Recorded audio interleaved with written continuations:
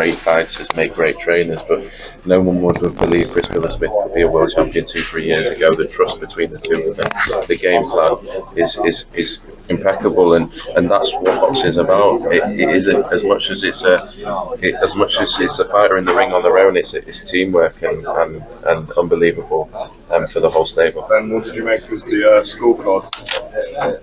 Obviously, one of them was particularly strange, but this is boxing and we see it a lot. And I'm just glad the right man won. I think when the right man wins, you can't have too many complaints. And yeah, that was it. What did you make of Lawrence's performance, particularly also the referee deducting points? Was that fair in your opinion? I thought the referee was fantastic. I thought he was authoritative. I thought he stayed in control. I thought he disciplined well. He could have, many people will say he could have stopped the fight.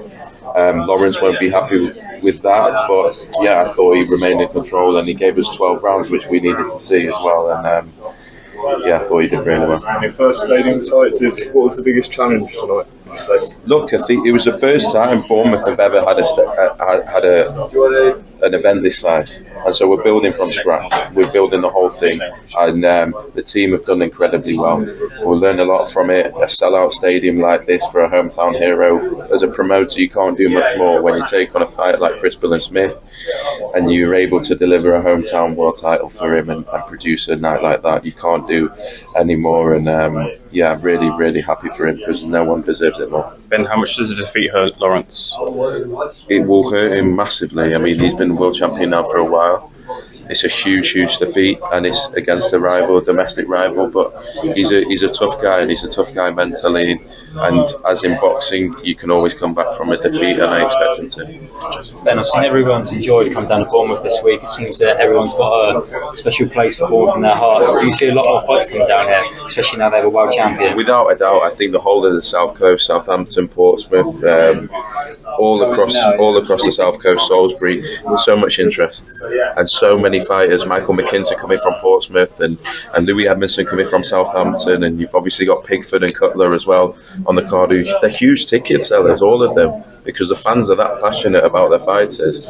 It was just a special place to come, and now we've got a world champion down here. It makes it that much easier, but also, yeah, I think there's a huge opportunity for the whole area. Ben, just the last one.